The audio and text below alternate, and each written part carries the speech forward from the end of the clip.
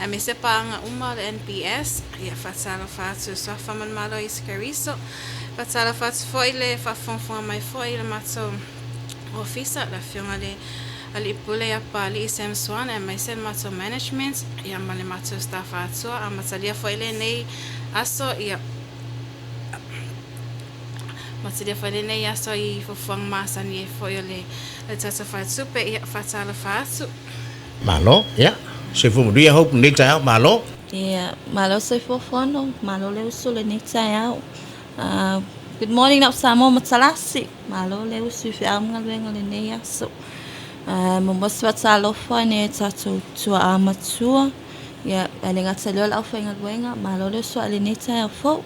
malo faftai ya faturi mafoi ia leo confirm mai ole vai aso fo la songa fua e talai nai ale pensiona e meseo benefits foi mo nai tato tata le ato toa ia malosi ia leo fai lo atoa ia la songa fua a matena talai na tato pensiona fua le e fetawi le male vai aso la satina ia mosia fia ia e peole pe famalsia tu lava le sa lava ona ye tato ATM card sa fa pele pala low card ia lo tsala pela manoa en faiona pala low card ole fa fa ingo fie ina fa nga inga low card itsulanga fa pe ele fa pe e se longa e ele fa pe inga kongo accountants ilo mo tsala se en faiona tsala lo se leni pero tsainga occasions fapia etumusumo ya ia tono tato banks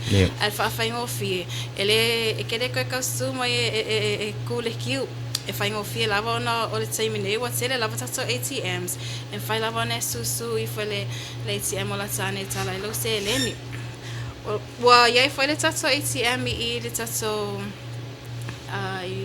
Saufusi aliki hoseo ia bolua ineva ia so talo na fa pizza so ATM fo ina Saufusi ia mosila fia fo e foi tato ATM ile fanga mo ila so so mau lete so sumai foi ile so langa tala seleni we e tato ATM ina ile fanga e tsua ne ai tala lo seleni ona time ne yo le fata tali lava se tala mai I famanyanga o le va foi ile sa I o ile sumalo I sa fata ia mo ila so umalava la lama mando foi I sa fata ia o lo ye tato ATM ile fanga ila tani pe fa pe e confirm o ta no mai so famanyanga le fata tali lava I se tala mai le mof ia sesi ela fa popo atu ia le so ia hope ela le tulang alo sa no ho Tala no.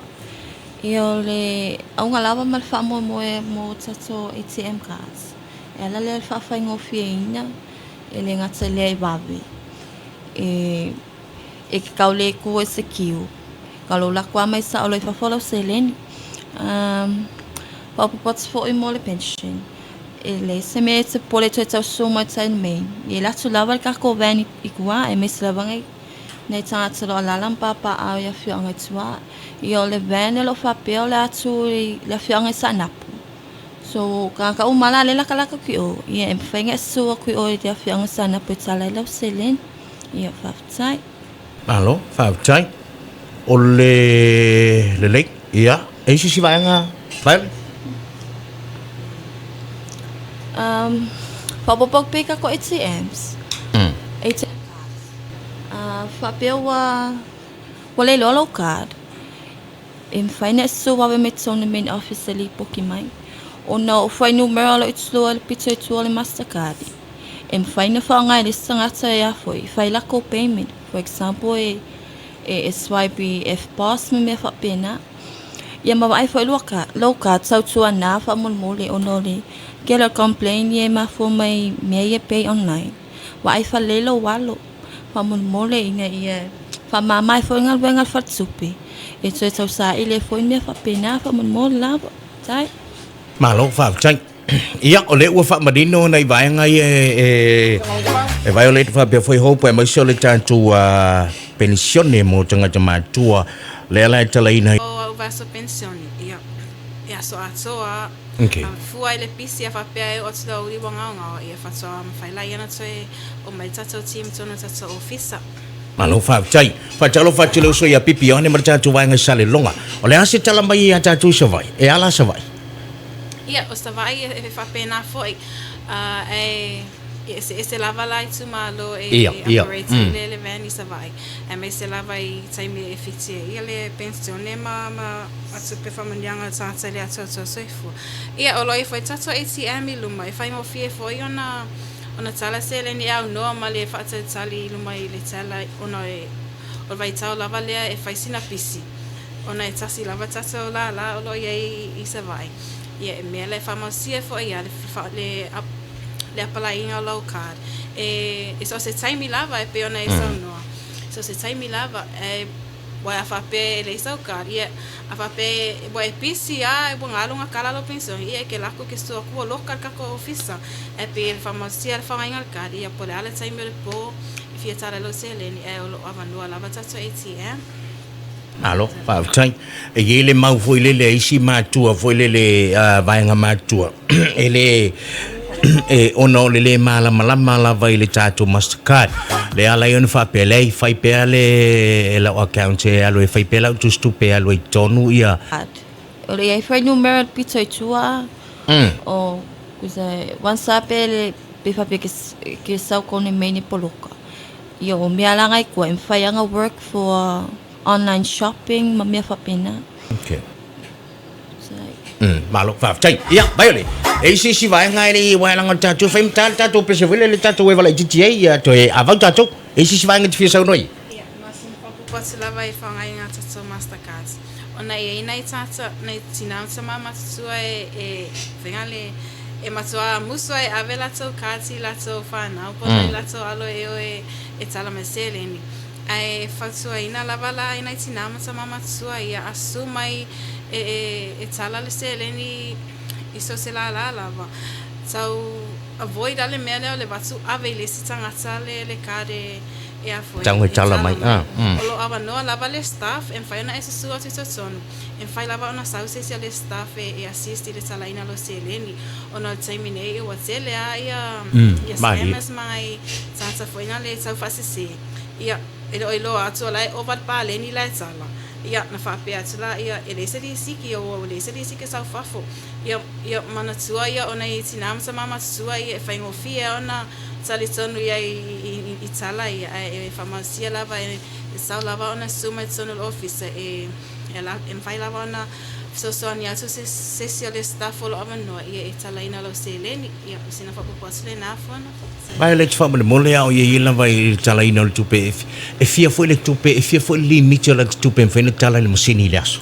Ia e lua fetala se longa lai ato lu sulfai tu la to fente okay ia le ia nei vai ngana ona I vai nga fa e mo na nei ta o te loa ia o mea foi o uma na tala noina a le nganga ia o le tatu fa le tupe fa mana tupe pe ala tala le faiso o le tunu le tatu e fa mana tu nei fa manga ku kaia ko e longa ku le kala kaia mana tua a fa yeli fa ya so account tatu ta mama tina matua I le tatu fa le tupe o lau fautuanga o te tau ona fai o te tau ona fai sa account ia e mawhai ngofie na saule penisione alu sao e tutonu ia na whai ngofie leo na whaongaina lau Mastercard ma wo foi lo mau ia tunu mau ia mo le sosani foi ai me se fai me alo fai tato tina ia mo sirifia o lo ia le tato ria ma tato monogram lo fa pena ona sosani toi foi le NPS mo tato sangatanu ia taluai ona pe o le vai tau po le vai tai mi pisi lava le nei ia e whamausia e foi a tatou paanga uma le NPS mai la sol o whaonga ina mai lau au nanga lea mo le NPS e mawhai ona open no accounts I le NPS e te lea tu e tau su mai la e te tu I le lainga e o e mawhai lava ona direct deposit mai lava lau se leni son o lo accounts lea mo le NPS ona whaonga la ia lo kare tala se leni o ia o le ria lava ia e mawhai ona I lau au nanga lea o le direct deposit mai ne sumela ia whaonga le kare tala ilo se leni but for MoneyGram ele se lato ele se la to option fa apia ai o mafai ona matop so soani aso e mafai ona e vili pe se vala au mai son e sa uma mai details ma le numero lo se leni ona matop sa fila ia e credit is on lo accounts ele tulanga e fa mama avenga foi ia se fe foi le time ona vai tau pisi lava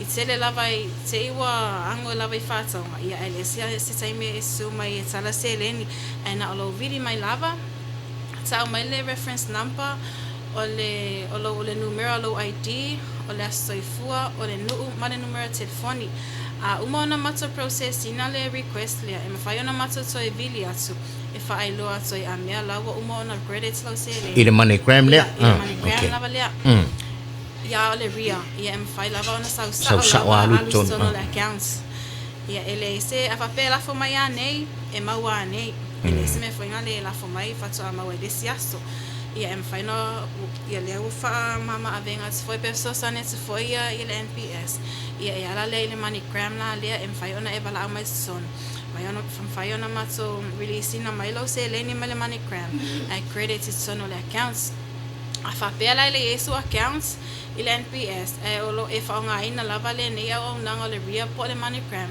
en fai lava ona tsala lo se le ni ona salwai ona a criteria for ole opening ole accounts ya matso e ma mia lava le lo mama la malama le professor ole so fan a fa pela olo e fa nga ina le ria po le MoneyGram e ma fa ona matso fa nga ina ya receipt o se le ni sala o so fan e mai o money transfers ia fa la lo savings Zele mana miele ya le costo me foi po fele ma wele so safane open accounts and fai ona na fai ya receipt o sele ni e sala e fai ma confirmation ia on me lo sa welo sele ni e mai la vai na eu ai nga ya tunu mama fai la ya na open ai lo accounts apalai ma lo card e fai la ona e sui foi le se masini la po ATM la sane e sala lo sele ni e no ma lo te su mai sonu e ke kukule ki ona mai tawina lava time nei ia wo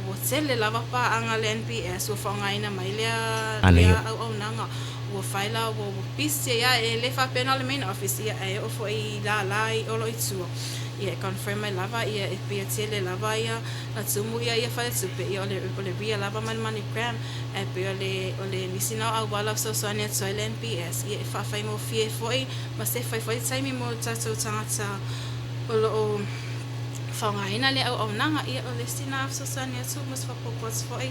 Manea, a ole io o le sivaenga o le tātu polokalame, ma le tātu tandoanga, ole pe ole fōlinga mai a tātu tilo i le vala lea.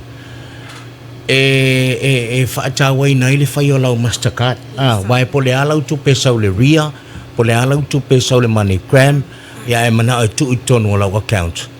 Ole kada le mele mana umia o winga ole tala ina ia faingo fie ona tala lau tupe ole mele tau vali tu i awone yeso te me te sau e tu ele kiu tai pe fa ata to le alu ta tu tongi tonu yo faingo fie na failau Mastercard e te alwa ya oil machine tala lau tupe au no masau tu i ole tatu fale tupe pe ona ivaanga na le abatu ele fa manatu le tulu e ta ole failau account ia e maisela o vaenga ia pe so noe e te tau na silifia le fale tupe po fe sa wele seleni fele anga i mai le seleni le ala ona anga i le seleni to no lau le wa batu hoi fa madianga ma disi fa manatu le to fini ya violet ia wa fo le silifia le malo tele le tulu ai maisela le taibi le la pisi ni tatu to ye lo tamaiti sa tamasi singa fu o maisi me ai pisi yo la sautina o le aso pito silina na tumutumu ele mana umbia la lo watu e to e ku le bank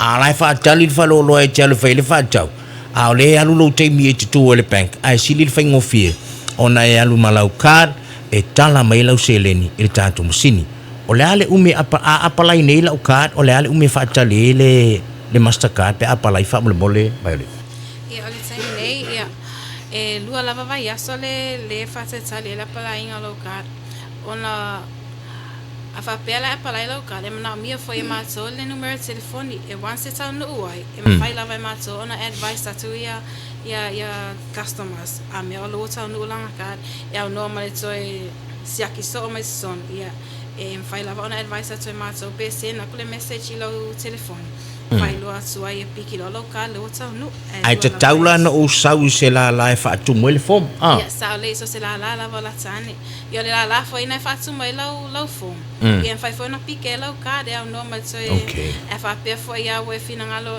e te fia we la sala mai fia e fia pike lau ka de fai na e vili mai so ne request mai a meu o e fia pike lau ka i po vai tele po mtau o no e la tane e melo e ma wai Malo whaaftai, ia, hou, lea se tala mai, ia. Ia se whaapoponga le tātou programe. Sa lava no. Sina whaapopo atu lava mo tatou money transfer.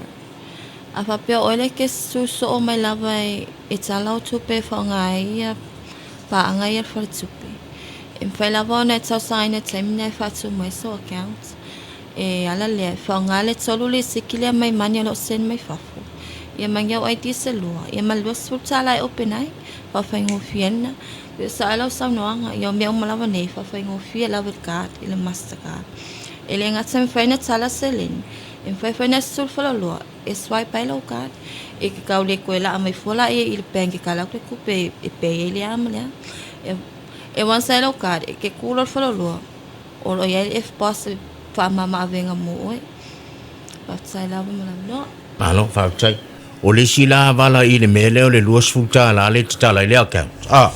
Lea ngai e iso tātou pe tau kiki le titi i le mele.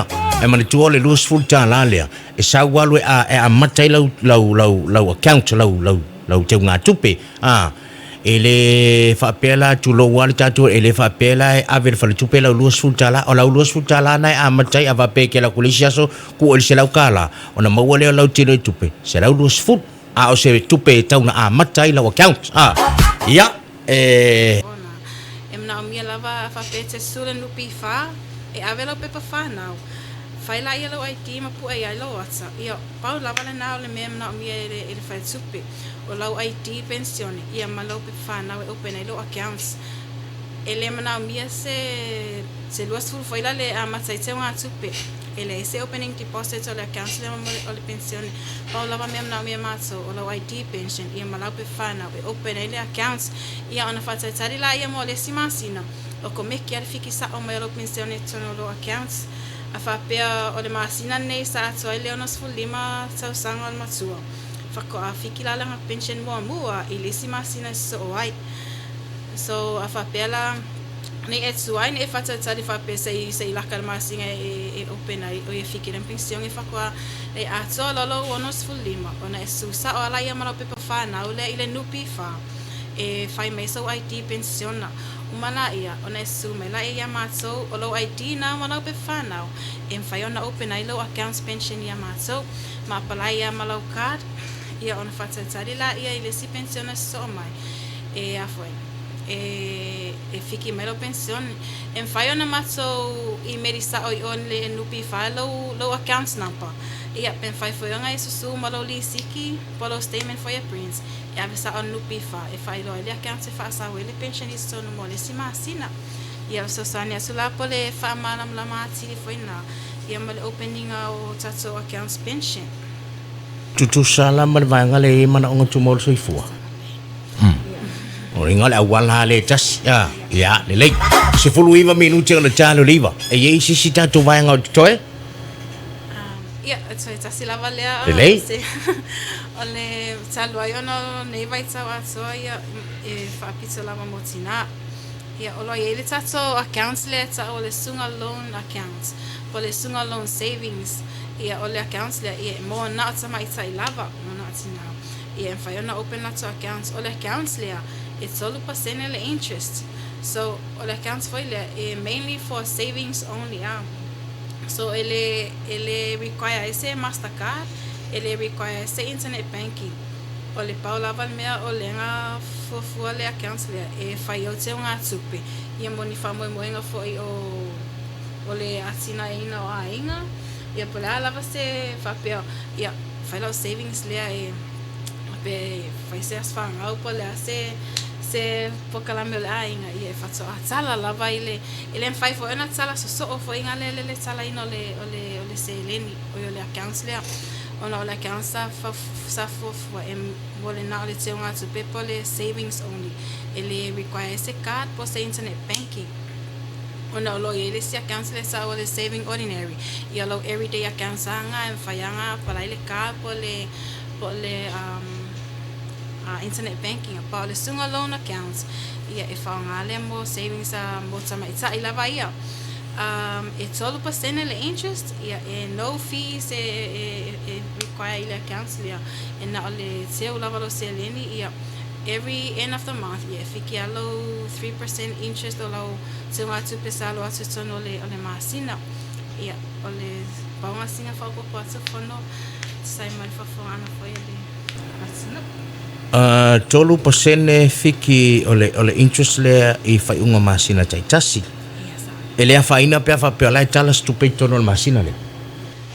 E fuala I te watu pe la tono. Fa pe fa I tala se le maybe once a month. Ele fa unga so o ate ia tala ino se le. Mainly for savings accounts for savings. Alo no winga la a fa pe fa tolu na tala ile masina tasi. Winga ile anga va al tolu pasene.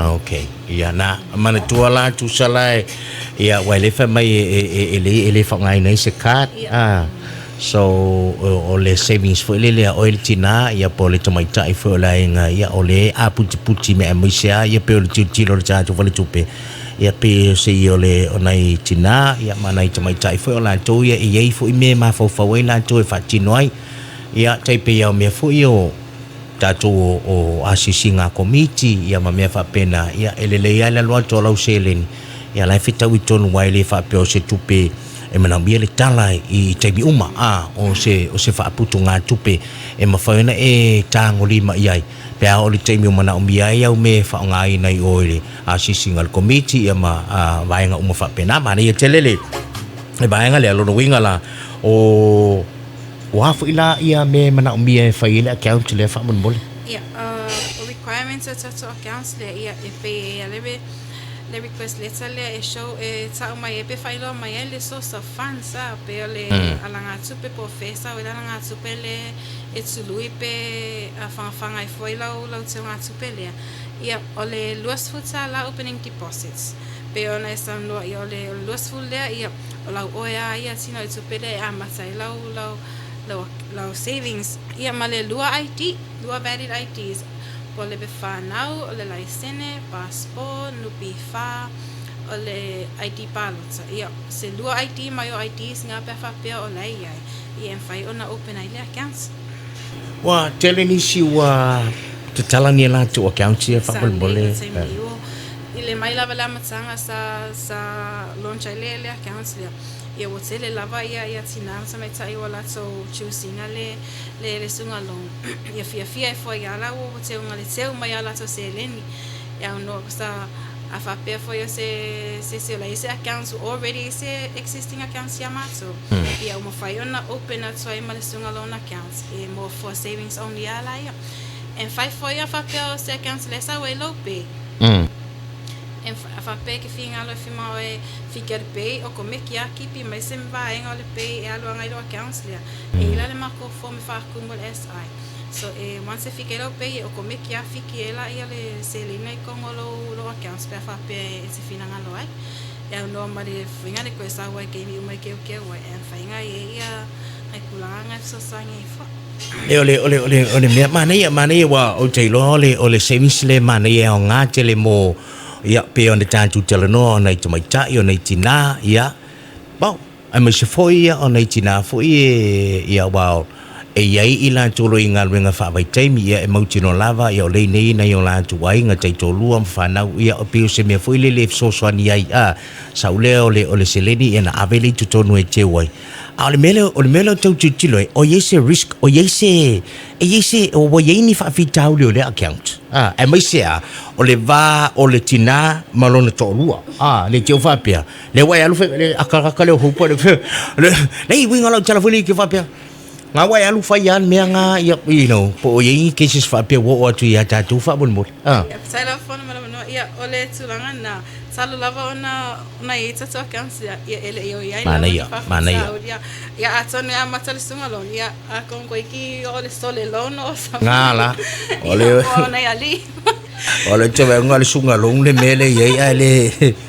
Talo fai malo fa tai mana ia o se fuanga le tele le tatu fa le tupe fa mano fa to fa la inga ya le tatu fa le tupe ia ono te tilo fo i fa tawaina ia le tu vai ona tina ia mana te mai tai mfaina fa tino a ole tele o se tatu savings 5 to life wa e super saver ia wa saving ordinary ia maisi to inga tatu savings ngai ia na wa vai le mai ia po le fe to me tauna e anga ia hop so mo ia pe la sistalo lita ya fa bol Malo lava la sunga lo. Malo lava la sa. Ko fa popo pe le sunga lo. Okay. Se fa popo como le sunga lo. Ya lang fa ngai lo ngai account se mo na tina o ngai e pe ya le lima ka makau le inga ali pina. Kesa ola fa inga o tupe ti passe de kone accounts. Apa pe ko angai kill. At the end of the month, they automatically have mawalo 3% interest rate. Never pay na. Ai fa pela o kele mga ikala. Ya e o ko basala o kya se sema o wakele sa fa ingo se lenyo le sono le o la accounts. Ya ai tsa sanga spia malanga maulano. So mai mitsala mai a o over north fa tsupe. It's a sala to accounts for my wallet sina. Ya